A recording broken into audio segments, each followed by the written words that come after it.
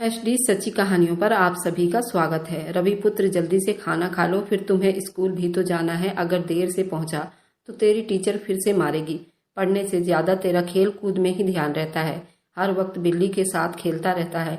न जाने कहाँ से उठाकर इस बिल्ली को लाया है। सारी रात उसका रोना मुझे सोने नहीं देता। रवि बोला, माँ तुम्हें नहीं पता ये बिल्ली कितने काम की चीज है। मैं बहुत चिढ़कर बोली, अच्छा अच्छा, उसकी जान छोड़ दो और इधर आकर मेरी बात सुनो। अब सुनिए मेरी पूरी कहानी मेरी जुबानी। मेरा नाम रागनी है। मैं लखनऊ में अपने पति के साथ रहती थी, जो कि हमारी शादी पसंद की शादी थी। इस वजह से मैं अपनी जिंदगी में अपने पति के साथ बहुत खुश थी। मेरा पति फैक्ट्री में मजदूर था। एक रात जब वो फैक्ट्री से वापस घर लौटकर आ रहा था तो कुछ अनजान लोगों ने उससे सब कुछ छीन लिया और उसे मार पीट कर सड़क के किनारे फेंक कर चले गए। जब मेरे पति को अस्पताल ले जाया गया तो उसकी हालत बहुत ज्यादा खराब थी। मैं अपने 6 महीने के बेटे को लेकर जब अस्पताल पहुंची तो डॉक्टर ने बताया कि आपके पति आपको छोड़कर इस दुनिया से जा चुके हैं। मेरी तो दुनिया ही उजड़ कर रह गई थी। मैंने 4 महीने घर में शोक बिताए। मेरे मायके वाले मुझसे कहने लगे, तुम्हारी शादी दूसरी करवा देंगे, ऐसे कब तक इस बच्चे के सहारे यूं बैठी रहोगी। लेकिन मैंने बिल्कुल दूसरी शादी के लिए तैयार नहीं थी। इसलिए मैंने अपना 3 मंजिले का घर बेचकर कच्ची बस्ती में छोटा सा घर ले लिया, जहां मैं अपने बेटे के साथ रहती थी। मैं अपने बेटे को हर खुशी देना चाहती थी। शुरू शुरू में तो मुझे अपने बेटे की परवरिश करने में कोई मुश्किल नहीं आई, क्योंकि मेरे पास कुछ अपनी जमा पूंजी थी और कुछ जो मकान बेची हुई थी मैंने संभाल कर रखी हुई थी। 1 साल तक तो घर की दाल रोटी पूरी हो रही थी, लेकिन जो टाइम बीतता जा रहा था घर के हालात बहुत मुश्किल से मुश्किल होते जा रहे थे। मुझे समझ में नहीं आ रहा था आखिर मैं क्या करूं, कैसे अपने बेटे की परवरिश करूं। रवि, जो कि 4 साल का अब हो चुका था, वह छोटी छोटी चीजों के लिए मुझसे जिद करने लगा था। 4 साल का छोटा बच्चा था। उसे कोई समझ नहीं थी कि मेरी माँ मेरी जिद कहाँ से पूरी करेगी। उसकी बहुत सी ख्वाहिश थी जो अधूरी रह गई थी। जब मैं उसकी कोई ख्वाहिश पूरी ना कर पाती तो मेरा दिल कट कर रह जाता। मैं सोचती कि आज अगर रवि के पापा जिंदा होते तो वह उसकी हर ख्वाहिश पूरी करते। मेरा बच्चा किसी चीज के लिए भी ना तरसता रहता। लेकिन भगवान के आगे कौन अपनी मर्जी चला सकता है। शायद हमारी किस्मत में ये दूरियां लिखी थी। एक दिन रवि भूख की वजह से बहुत रो रहा था, लेकिन घर में उसे देने के लिए कोई भी चीज नहीं थी। जब मुझे रवि की हालत देखी नहीं गई तो मैं उठी और साड़ी का पल्लू ठीक करती हुई साथ वाली पड़ोसन के घर गई।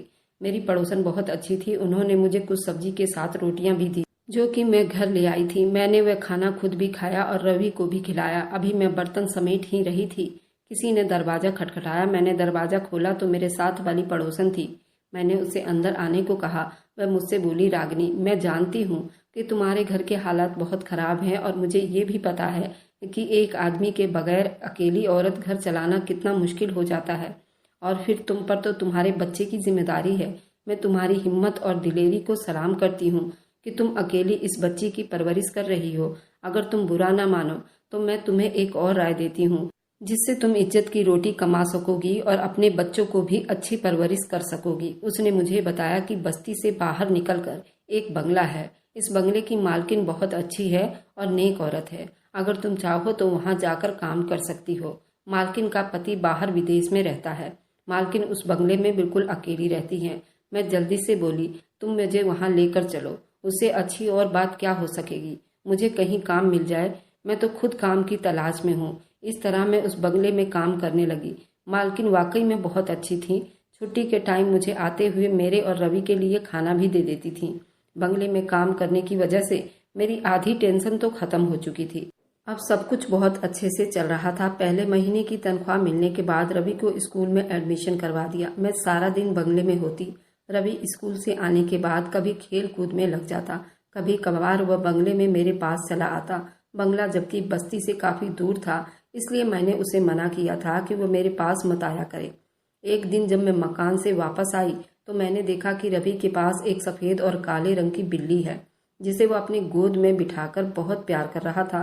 बिल्ली रवि के गोद में बहुत खुश थी और वह बार बार अपनी दुम हिला रही थी। मैं बोली, रवि, तुम ये बिल्ली कहाँ से लेकर आए हो? जहाँ से लेकर आए हो वहीं उसे छोड़कर आओ।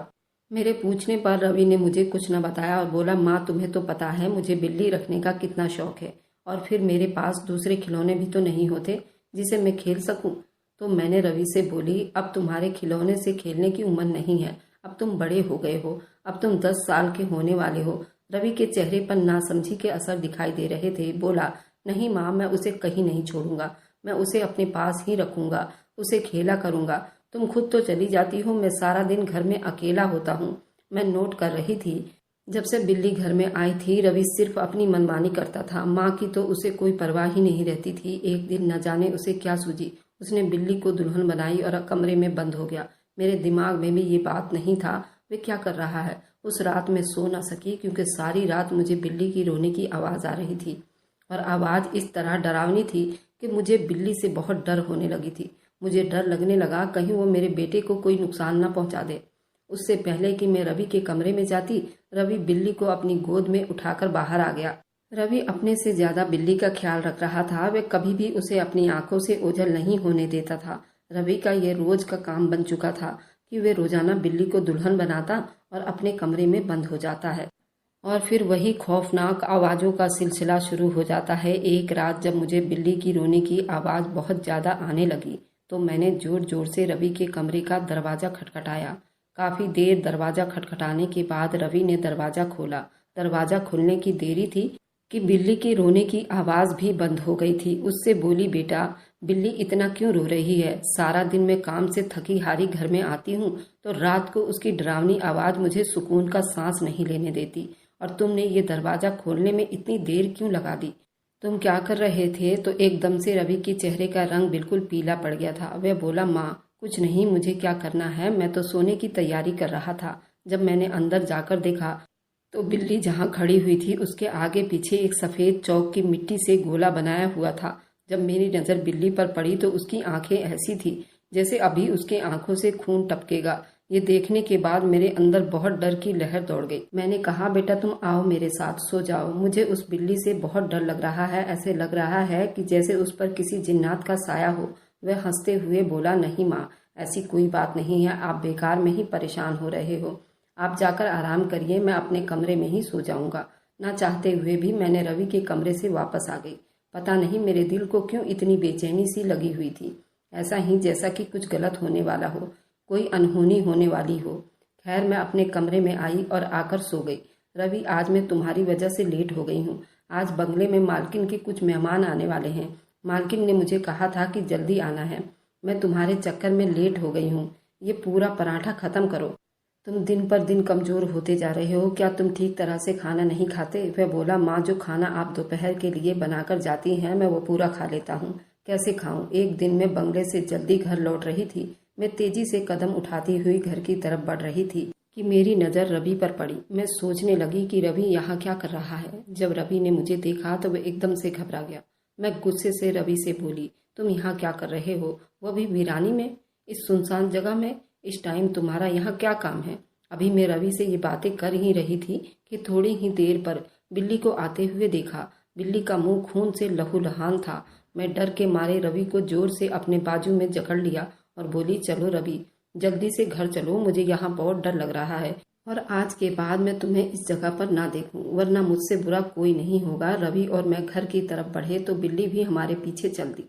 मैंने जब पीछे मुड़कर देखा तो मुझे ऐसा लगा जैसे बिल्ली मुझसे चिढ़ रही हो। मैं बिल्ली से बोली, रवि, बस अब बहुत हो गया, बहुत मनवा ली तुमने अपनी हर बात। अब मैं इस बिल्ली को बिल्कुल भी इस घर में देखना नहीं चाहती। देखो तो कैसी डरावनी शक्ल है इसकी, इसमें कोई बिल्लियों वाली बात ही नहीं है। और तुम मुझे बताओ, तुम उस सुनसान जगह पर क्या कर रहे थे? बिल्ली ने ऐसा क्या खाया था? उसका पूरा मुंह लहूलुहान था। तो रवि अनजान बनते हुए बोला, पता नहीं माँ, मैं बिल्ली को ढूंढते ढूंढते वहां पर चला गया था। जब मैं वहां पहुंचा तो बिल्ली झाड़ियों के पीछे से आ रही थी। अब मुझे कैसे पता चलेगा कि उसने क्या खाया होगा? रवि मेरे मना करने के बावजूद भी बिल्ली को अपने साथ ही घर ले आया। शाम को मैंने रवि को किसी काम से बाहर भेजा। मैं मौके की तलाश में थी।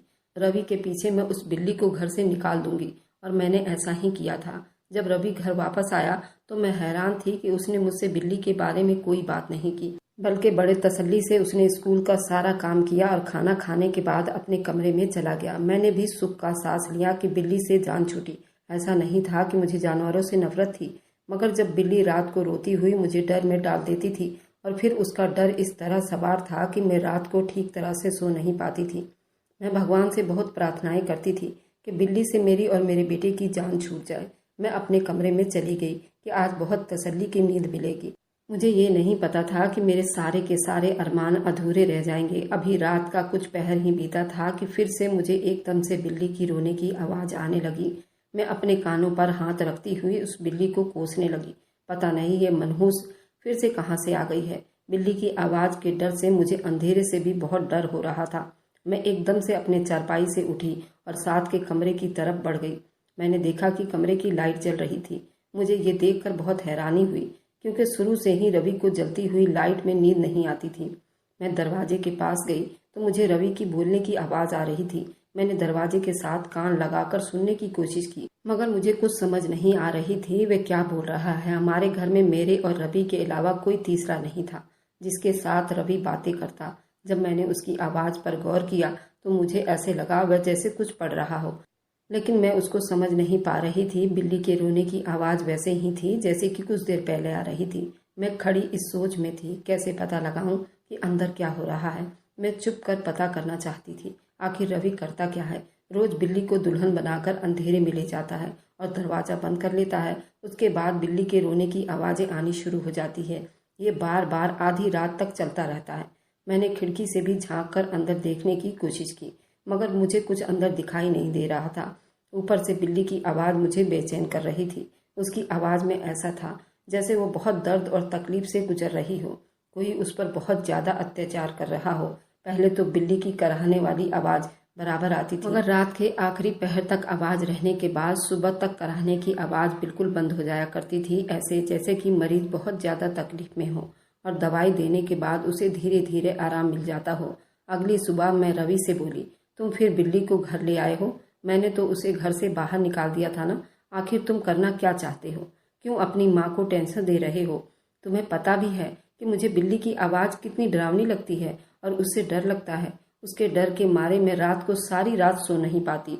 तुम हो कि फिर उसे उठाकर ले आए हो। और रात को तुम क्या बोल रहे थे? मुझे सुनाई दे रहा था जैसे तुम कोई मंत्र पढ़ रहे हो और उस मंत्र की आवाज़ से बिल्ली की आवाज़ इस तरह डरावनी निकल रही हो। ये तुम बिल्ली पर कोई अत्याचार करते हो, फिर उसे मारते हो जो इस तरह वे रोती है।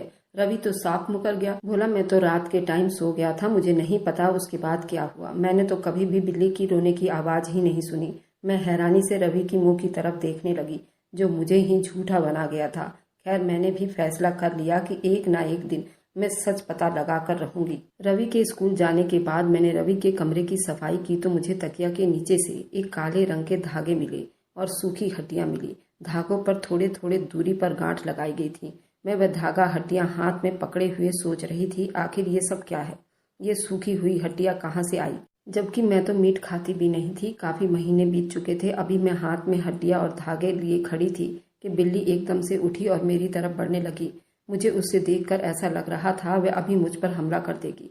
मैंने जल्दी से हड्डियां और धागा वहीं फेंका और कमरे से बाहर भागी। डर के मारे मेरे रोंगटे खड़े हो गए, मेरा जिस्म थर थर कांपने लगा। मेरी नजरें रवि के कमरे के दरवाजे की तरफ ही थी कि कहीं बिल्ली बाहर न आकर मुझ पर झपट पड़े। मैं डरी और सहमी हुई एक कोने में आकर बैठी हुई थी। इतने में रवि स्कूल से आया, मुझे देखकर घबरा गया। बोला, माँ आप इतनी घबराई हुई क्यों लग रही हैं? मैंने रवि को अपने साथ लगाया, रोने लगी। रवि, बिल्ली मुझे मार देगी। वह बिल्ली नहीं बल्कि बिल्ली की शक्ल में कुछ और ही है। मेरा इतना ही कहना था कि रवि उठकर मेरे कमरे में चला गया। उस हड्डी और धागे को लेकर मैं एक बाबा के पास गई। उन्होंने वह सामान अपने पास ही रख लिया और कहा कि ये तो बहुत खतरनाक चीज़ है, तुमने अच्छा किया इसे घर से निकाल कर। उन्होंने मुझे एक ताबीज़ दी और कहा इससे तुम्हारी और तुम्हारे बेटे की रक्षा होगी। मुझे उन बाबा की वजह से थोड़ा राहत मिला। एक दिन मैं काम से फ्री होकर घर ही आ रही थी कि रास्ते में मुझे साइकिल पर एक आदमी घड़ी बेचता हुआ नजर आया। मैंने रवि के लिए एक घड़ी खरीदी क्योंकि वह पिछले कुछ महीनों से मुझसे घड़ी की जिद कर रहा था। मैं बहुत खुश थी क्योंकि मैं अपने बेटे की ख्वाहिश पूरी कर रही थी। घर आकर मैंने रवि को आवाज़ लगाई। जब वो मेरे पास आया तो मैं उसे बोली, रवि मैं तुम्हारे लिए एक गिफ्ट लेकर आई हूँ। तो वह बोला, माँ क्या लेकर आई हो? मैंने कहा, अपना बाजू मेरे सामने मैं अपने हाथों से पहनाती हूँ। जब मैंने उसकी बाजू देखा मेरे तो होश उड़कर रह गए थे। रवि पहले से काफ़ी कमज़ोर हो चुका था। मुझे लगा शायद खाना खाने की वजह से इतना कमज़ोर हो गया है। जैसे जैसे वह कमज़ोर होता जा रहा था वैसे वैसे ही बिल्ली मोटी होती जा रही थी। एक दिन सुबह से कुछ देर पहले मुझे बिल्ली की रोने की आवाज़ आई। बिल्ली की आवाज़ पहले भी बहुत ज़्यादा होती थी, लेकिन उस दिन तो आवाज़ कान के पर्दों को चीर रही थी। ऐसा लग रहा था जैसे बिल्ली की जान पर बहुत अत्याचार किया जा रहा हो और वह तकलीफ और परेशानी में पड़ी हो, क्योंकि ये तो रोज़ की समस्या बन गई थी। मुझे लगा शायद बिल्ली भूख की वजह से चिल्ला रही है। बिल्ली के रोने की आवाज़ में तेजी होती जा रही थी। मैं एकदम से चारपाई से उठी और रवि के कमरे की तरफ चल दी। पहले की तरह आज भी रवि के कमरे से कुछ पढ़ने की आवाज़ आ रही थी। वह आवाज़ गौर से सुनने के बाद मुझे अच्छे से सुनाई दे रही थी। मैं खिड़की की तरफ गई। बहुत कोशिश के बाद मुझे खिड़की से झांकने के लिए थोड़ी सी जगह मिली, लेकिन उस जगह से अंदर का साफ मंजर दिखाई दे रहा था। उस रात के बारे में मैंने रवि से कोई बात नहीं की, क्योंकि अगर इस बारे में मैं उससे बात करती तो भी उसके कानों में जू तक ना रेंगती। एक दिन सुबह सुबह बोला, मैं स्कूल नहीं जाऊंगा। मैं बोली, क्यों बेटा, तेरी तबीयत तो ठीक है ना? वह बोला, माँ तबीयत तो ठीक है, लेकिन मुझे आज घर पर कुछ ज़रूरी काम है जो मुझे आज निपटाना होगा, वरना उसका नुकसान मुझे भुगतना पड़ेगा। मैं बोली, ऐसा कौन सा काम है जो सिर्फ तुम ही कर सकते हो? मुझे बताओ, मैं खुद कर दूंगी। वह बोला, नहीं माँ, वह काम तुम्हारे करने वाली नहीं है, मैं ही करता आ रहा हूँ, वो मुझे ही करना होगा। अब तो मुझे रवि की फिक्र होने लगी थी। खैर, मैं अपने काम पर चली गई। शाम को जब मैं वापस आई, रवि बिल्ली को साथ लिए कमरे में बंद था। ऊंची आवाज से कुछ पढ़ रहा था। मैंने थोड़ा सा दरवाजा खोलकर अंदर कमरे में झांका तो अंदर का मंजर देखकर मेरे पैरों तले से जमीन निकल गई, क्योंकि रवि ने 2 गोला बनाए हुए थे और एक दायरे में वह खुद बैठा था, दूसरे में उसने बिल्ली को एक रस्सी से बांधकर बिठाया हुआ था और पता नहीं वह क्या क्या मंत्र पढ़ रहा था जिसकी मुझे कुछ समझ नहीं आ रही थी। उस दिन भी बिल्ली का मुंह खून से लहूलुहान था। मैं एकदम से आगे बढ़ी, बिल्ली को दायरे से बाहर निकाला, एक जोरदार थप्पड़ उसके मुंह पर मारते हुए बोली, ये क्या आफत मचा रखी है? रवि मेरे ऐसे करने पर गुस्से में आ गया। मुझसे बोला, माँ, ये तुमने क्या कर दिया? मेरा पूरा तपस्या भंग कर दिया। तुमने मेरे सारे किए कराए पर पानी फेर दिया। तुम्हें नहीं पता उस दिन के लिए मैंने कितनी रातें जाग कर बिताए हैं। मैं रवि की बातें सुन रही थी और हैरानी में पड़ गई थी कि अभी उसकी उम्र क्या है और ये काम क्या कर रहा है। वह गुस्से में घर से बाहर चला गया। मैं रवि के कमरे में गई। डरते हुए मैंने बिल्ली को रस्सी से खोल दिया तो वह दुम हिलाती हुई कमरे से बाहर निकल गई। अगले दिन सुबह सवेरे जब मेरी आंख खुली तो मुझे रवि घर से जाता हुआ दिखाई दिया। मुझे शक होने लगा, पता नहीं इस टाइम इतनी सुबह कहाँ जा रहा है। मैं जल्दी से उठी, पाँव में चप्पल भी नहीं पहना। अपनी बड़ी सी शॉल ओढ़ने के बाद रवि का पीछा करने लगी और घर से निकल पड़ी। आखिर वह जा किधर रहा था। चलते चलते रवि गली क्रॉस करने के बाद झाड़ियों की तरफ जाने वाले रास्ते पर चल पड़ा। मैं तेज तेज कदम उठाती हुई उसके पीछे पीछे चल रही थी। रवि जहाँ जाकर रुका उस जगह बहुत सुनसान थी। रवि एक जगह पर रुककर इधर उधर देखने लगा, जैसे ही वह किसी की तलाश में हो। मैं झाड़ियों के पीछे छुपी हुई रवि को देख रही थी। आखिर किसकी तलाश में है? काफी देर वहां खड़े रहने के बाद जब वहां कोई नहीं आया तो रवि घर वापस आ गया। मैंने रवि से पूछा, रवि बेटा, तुम कहाँ गए थे? मुझे ऐसा क्यों लग रहा है जैसे तुम्हें किसी की तलाश हो? वह बोला, कुछ नहीं, मुझे किसकी तलाश होगी? मैंने कहा, अगर तुम्हें किसी की तलाश नहीं तो तुम उस वीरान झाड़ियों के पास क्या लेने गए थे?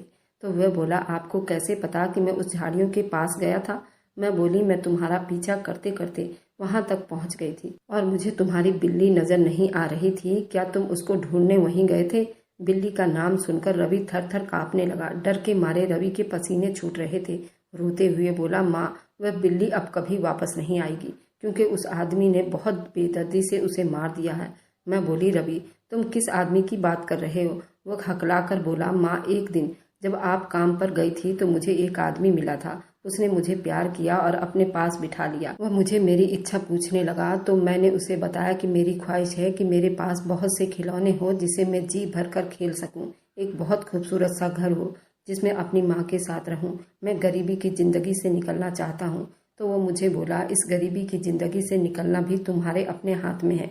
अगर तुम अपनी माँ के लिए कुछ करना चाहते हो तो उसके लिए तुम्हें मेरी एक बात सुननी होगी। अगर तुम मेरी बात मानोगे तो तुम्हारी जिंदगी बदल जाएगी। क्योंकि मैंने शुरू से गरीबी देखी थी, इसलिए मैं लालच में आ गया और वह आदमी मुझसे जो कहता गया मैं वही वही करता गया। मैं हर दूसरे तीसरे दिन उससे मिलकर आता था। आज भी मैं बिल्ली की तलाश में नहीं बल्कि उस आदमी की तलाश में गया था। असल में वह आदमी एक जादूगर था। उसने मुझे कुछ मंत्र बताए थे। वह बिल्ली थी। मैं वह मंत्र पढ़कर बिल्ली पर फूंकते जाओ। मैं मंत्र पढ़ता तो बिल्ली भयानक आवाज में बोलती जाती। मुझे ऐसा लगता जैसे वह मंत्र पढ़ने से बिल्ली किसी बहुत बड़ी तकलीफ में पड़ जाती है। फिर भी मैं बिल्ली की तकलीफ को नज़रअंदाज करता रहा। जादूगर के बताए हुए मंत्र पढ़ता था। जिस दिन जादू पूरा होना था उस दिन आप मेरे कमरे में आ गई और जादू पूरा ना हो पाया। मैं गुस्से से घर से निकला और उस वीराने में जादूगर के पास चला गया। जाते ही जादूगर ने मुझसे पूछा, क्या तुमने जादू पूरा कर लिया? मैंने हाँ में सिर हिलाया तो जादूगर ने मेरी तरफ देखकर मुस्कुराने लगा। उसके चेहरे पर शैतानी मुस्कुराहट थी। मैं समझ नहीं पा रहा था वह ऐसा क्यों कर रहा है। जादूगर मुझसे बोला, अब तुम घर जा सकते हो, मेरा जादू पूरा हो चुका है। तुम्हारे पास जो टाइम है जाकर अपनी माँ के साथ बिता लो, क्योंकि जैसे ही उस बिल्ली की जिंदगी खत्म होगी वैसे ही तुम भी इस दुनिया से चले जाओगे। ये काम मैं खुद नहीं कर सकता था, इसलिए मैंने इस काम के लिए तुम्हें बलि का बकरा बनाया है। जादूगर की बातें सुनने के बाद मैं तो जैसे पत्थर का हो गया था। कुछ देर के बाद जादूगर ने कोई मंत्र पढ़ना शुरू किया। मैं वहीं बुद्ध की तरह खड़ा रहा। वह आंखें बंद करके मंत्र पढ़ता रहा। कुछ देर के बाद जब उसने अपनी आंखें खोली तो गुस्से की वजह से लाल थी, जिसको देखकर मुझे जादूगर से डर लगने लगा। वह जादूगर गुस्से से तिलमिला रहा था, कह रहा था, मेरा जादू पूरा नहीं हुआ, ये जादू बीच में ही रुक गया है। अगर तुमने वह जादू पूरा किया होता तो आज उस बिल्ली के साथ तुम भी यहाँ जिंदा ना खड़े होते। उसके बाद तुम डर के मारे वहां से भाग निकले बेटा। उसके बाद मैंने उससे पहले कि जादूगर तुम पर कोई और जादू करता, मैंने जल्दी से जो मंत्र मुझे बाबा जी ने बताया था वही पढ़ती रही और मैंने घर की तरफ दौड़ लगा दी। माँ, मुझे खुद से ज्यादा तुम्हारी फिक्र थी। मैं खुद को खत्म कर रहा था। मैंने क्यों आपसे सब कुछ छुपाया? अगर उस दिन तुमने वह जादू पूरा ना करने दिया होता तो शायद आज मैं तुम्हारे पास ना होता। मैंने रवि को अपने सीने से लगा लिया और भगवान की बहुत बहुत धन्यवाद की। मैं वक्त पर पहुंचकर अपने बेटे की जान बचा ली थी, वरना पता नहीं आज क्या से क्या हो जाता। उसके बाद मैंने कभी भी रवि को कहीं भी अकेला नहीं जाने दिया था, क्योंकि हमारे समाज में ऐसे बहुत से लोग और बहुत से जादूगर हैं जो अपने फायदे के लिए दूसरों का नुकसान पहुंचाते हैं। ऐसे जादूगर से बचकर रहने में ही हमारी भलाई है। अगर आपको आज की कहानी पसंद आई है तो वीडियो को जरूर लाइक कीजिएगा और अपने दोस्तों के साथ शेयर भी कीजिएगा। और हाँ, अगर आपने अभी तक हमारे चैनल को सब्सक्राइब नहीं किया है तो जरूर सब्सक्राइब कर लीजिए। मिलते हैं हम अपनी कल की एक नई दिलचस्प कहानी के साथ। मुझ पर सदा अपना प्यार और स्नेह बनाए रखें। सभी को मेरा प्यार भरा नमस्कार दोस्तों।